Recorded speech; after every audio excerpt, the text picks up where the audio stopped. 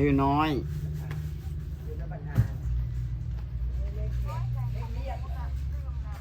อ่ะ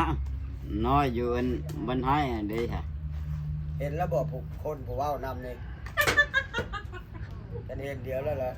จังล้ม ว้าวผมจะค่อยเคยไปหาอยู่เนาะ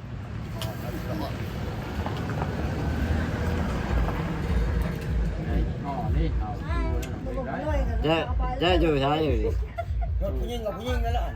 มีนะ บอก คือจานบูดรูปจากจานบูดมันนี่ห้าแง่แล้ว อันนี้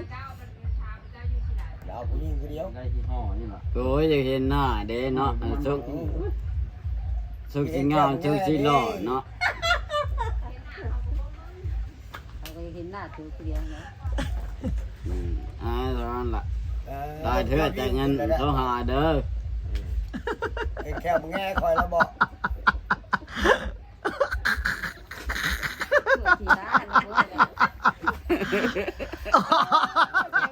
อ๋อตัวละหัว ช่วยขี่ห้า คือลิงจะกินบักห่อนี่ละหัว มึงห่อกินมึงให้เนาะ มือกว่าอ้าวตัวทางโลลินโลคาง มันบอกมึงแรงที่โทรหา เป็นเล็กยอดวิวนี่ นี่เราไม่ได้กระหาเด้อตี ผู้สาวใช้ ป้ามันอยู่ในห้องนี่พันโลแท้ บ่ผู้สาวใช้ สาวยังมันรับ พอโต ไปลีไรไปจิน อาจุกระปุ๊บ แม่ล่ะ โอ้เพิ่มเดี๋ยวนี้อยู่บ่ โอ้ ที่จนหัวมันกันเลย มันอยู่ในนี่พันงามแท้เป็นกระแทก โอ้กับงามคือคนนั่นแหละ อันนี้ โมเมนต์ได้คือผี เอา ละ มาว่ะ ชื่อได้ผู้สาว นี่ไปหูละ คน อาจจะว่าชื่อนายว่าผู้ชายบอกนาย เอาผู้ใดให้ก็ยัง อ๋ บ่ อ ซื้อน้อย ดกชื่อน้อย เพิ่นได้น้อย ว่าพ่อไม่นาวลูก อ้าวมันกระเทงแล้วก็ ชื่อน้อยเนาะ เออ ผู้สาวเราบ่ฮู้ชื่อหยัง ผมมีรถทหารมา ผู้สาวยมราชบ่ ยังมาละ อีกรวยนะผู้จัก โอ้เขาบ่รวยแล้วฉันเบิ่ง พบเดียวตอนใด ยังไม่เห็น เอาเบอร์ได้เดียวได้ตอนใด โอ้ลงเบื่อ ลงเบอร์ โอ้ จอยบอก ลงเบอร์ก็จะมาโทรล่มเดียวขักแน่แท้ มันลงเบื่อบีไปบีมาไม่ก็ร้องว่า โอ้ แล้วเขาหาโทรหามึงเนาะ ผู้สาวอายุจักปี แต่ละอายุ30-40เท่าละ โอ้ผู้สาวนั่นล่ะเห็นได้จังลงเบอร์มาเห็นได้จังลงเบอร์มาอันใส่ตัวนี้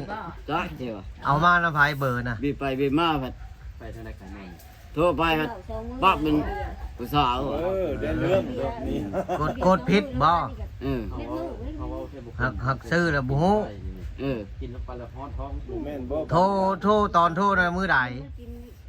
กินนี่แล้วบีไปบีมาผัดถึกว่าโทรใส่ผู้อื่นผัดโทรไปผัดให้โทรไปผัดว่าผู้สาว สาว ถามได้ไรก็จะว่าผู้สาวนั่นซะถามว่าได้ไร เจ้ามีผัวแล้วบ่วะยังวะ ยัง คอยเป็นไม่ห้าง โอ้แบบนั้นเนาะ ที่หัวขับได้ไง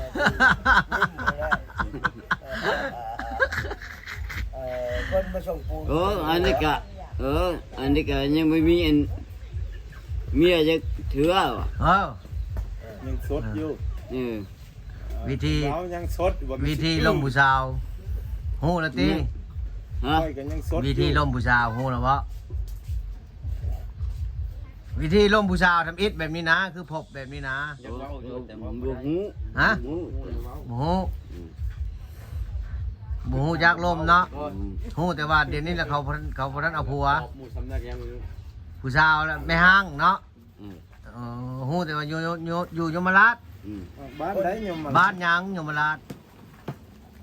คนกินห่อคือเดียวนี่บอก สุชายอยู่อันผู้นั่นแหละ เออ ผู้อันพง นั่นแหละ แล้วเมาแห้งเลย อยู่ผู้ได้ ไอ้หนุ่มกอกยาใหญ่คาบกอกยาให้เบิ่งหน่อยดู อันนี้เราไม่ได้คราบร้ายเดี๋ยวนี้มีแต่คราบมัน โอ้ มาไม้อย่างเดียวบัด การเลี้ยวขึ้นเลี้ยวลงนี่คือเนาะ โอ้ย อันนี้ฮะ นี่คือกินมึงห่ออันนี้ เออ แงบแงบอยู่ อั นะ นนี้ เ ขอบตานั่นก็คือแท้ เออ มึงไม่คิดเอาบ่ใบกระโดนมาจับงานเนี่ยแอนเนี่ย เพราะว่าไปได้นอดนั่นนับป่านั่นดงเท่านั้น โอ้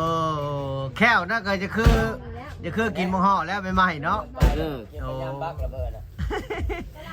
นี่ไรมื้อนี้สิไปย่ามบักอยู่บ่มื้อนี้ แต่ว่าคือบุหู หมูเด้หมูน่ะเด้อบ้านนี่ อีชานยิ้มจะคัก ไปบ่หรือบ่ไปก็ยังบุหู อันเด้ถือว่าบ่ได้ไปแล้วมื้อนี้เนาะเบิ่งทรงนี่เราบ่ได้ไปแล้ว พันธงแล้วก็ได้ จากมือแล้วขาดฮะจากมือละ วานนี้ ฮะ แล้วก็มื้อนี้เป็นจะขาด สองมือนี่ อืม ว่าดอกขาดสองมือเขาว่าขาดสี่มือแล้วบ่แม่นติ เขาเอาชี้มือได้เขาเอาได้โต บ่แม่น เขาเอาในนี่มาซื้อเครื่องนั่นนี่เช้านี่ ขี่เทื่อ ชี้เสื้อ เอาผมแม่ขาดเรียน4คืนนะดอก เออขาดบาไปหันแล้ว ไอ้บ้านบ่ไปอีบ้านนี้ให้ไปเอาผ้าห่มแล้วมันจะได้ยิน เออ ให้เขามาชงให้เขาก็มาผม เฮ็ดได้สิเฮ็ดได้แก้ไขได้จึงตก มันก็เป็นตะ มื้ แม่ อนี้ก็ ฮะกินข้าวล่ะ มื้อนี้เด้ บ่ได้ไปมื้อนี้ก็เอาข้าวให้ เอาข้าวให้ไผ ให้อันเมียวดามันเลยคำเฮ็ดได้ซะ อันนี้ มาแล้วก็บ่ได้ไป โอ้ยท่านเล เอ้าย เมียอดัมมันอยู่ในนี้ คำเห็นแล้วเนาะ เออ ท่านมามันอยู่ทางหลังมัน มันยิ้มนะมึงนะ โอ้ตัวเป็นห้อยคักแท้เนาะเบื้องซ้ายนี่ให้เป็นห้อยคัก อืม โอ้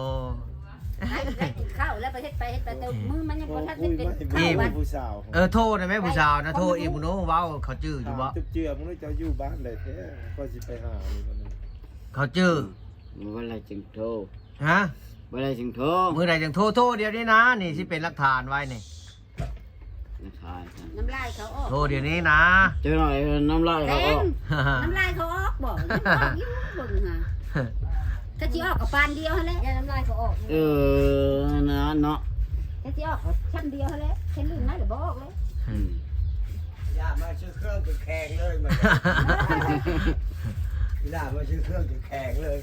เห็นมันกระแทงก็มันจะชื่อมือแล้วป่ะเห็นได้ลานโตลาน เลี้ยงอ่ะ